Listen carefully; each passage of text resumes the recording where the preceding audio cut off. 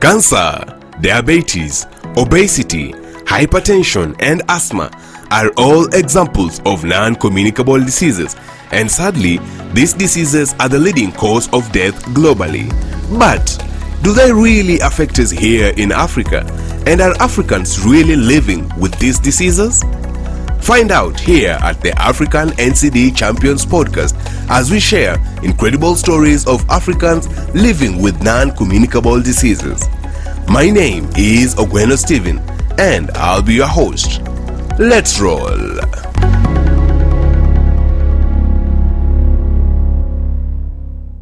So,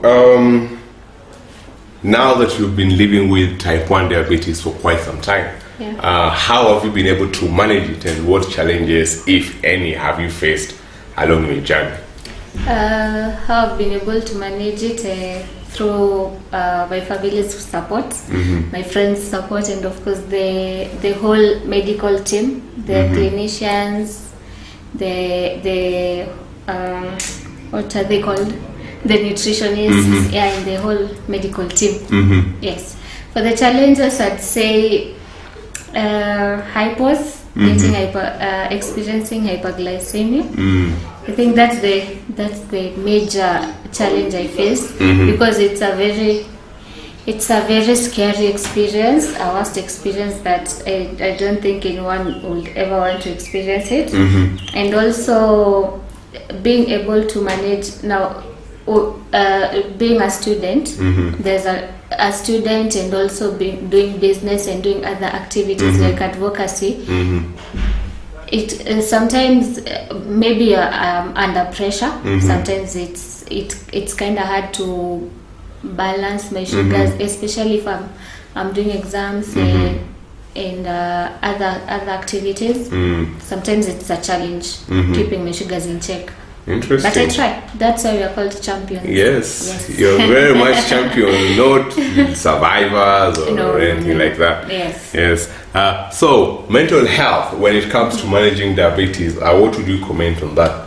I would say mental health support groups help a lot, because now it's a safe space for you to share your experiences and your challenges, because you're telling people who can relate to what you're saying, and like telling someone who doesn't have diabetes some of the things that you're telling them, because most people are so judgmental, and so they'll be like, no, you're extra, you're seeking attention, or things like that. But when you have a support group where people of your type are all together, it's a safe space for you to go and just pour out your emotions, or share with them some of the experiences that you're having, the encouragement that they'll give and the advices that they'll give you. They'll help big time with your mental issues, and also support from your family and friends, because now imagine you have diabetes, you have diabetes, and maybe your parents or your friends don't understand. We have days that when our sugars are not well, are not controlled, then we have mood swings, or we have other needs, or we sometimes want that personal space. And now imagine experiencing those times, and someone is not understanding. They're always like, why are you not taking care of yourself?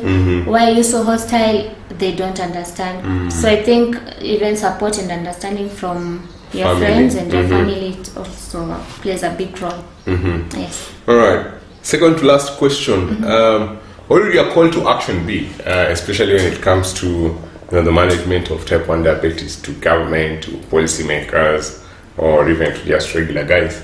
So my call to action would be, if all the medical supplies of diabetes could be, all the medical supply prices could be reduced.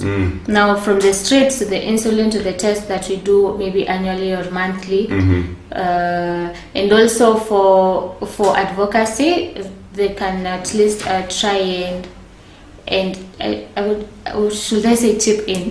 Yeah, chip in. Yes, because now there are so many organizations that are coming up, and already most of them are existing already in advocating on NCDs, that's inclusive of diabetes. So if the government can equip this organization with the right resources, then a lot of people will know more about NCDs and diabetes. And if people know, knowledge is power. So if people have at least that kind of knowledge of what diabetes is and the do's and don'ts of diabetes, then I think even the champions will be able to manage their condition well. Yes. Final question. Okay. Favorite quote? Why? Favorite quote? If it's to be, it's up to me. If I want something to change, then it's up to me to start the change. Change starts with me. Yes. Interesting. So I guess we end it on that note. If it's to be, it's up to me. Actually, it has been my favorite quote since high school, and it's.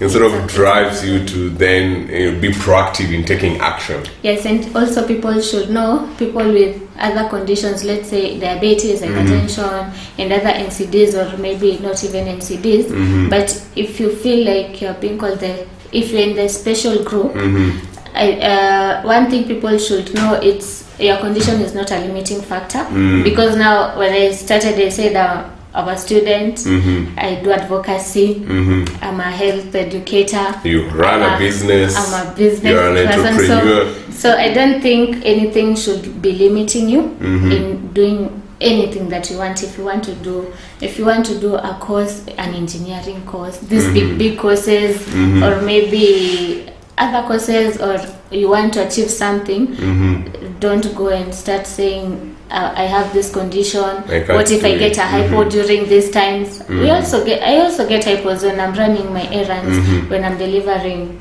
my goods to my clients. So it shouldn't be a limiting factor. Yeah. I guess the message here is, everyone can do it, and we really can do it. Yes. Oh, that translates into Obama's "Yes, we can." Yes. Yeah, and with that, I guess thank you very much for agreeing to be hosted on the podcast again. Of course. Yeah, and looking forward to the next one. Thank you. All right. So that's done now. Now that was incredible. Thank you for listening in. Share this with your networks and follow us on all social media at Storelink and at NCD Champions. See you on the next one.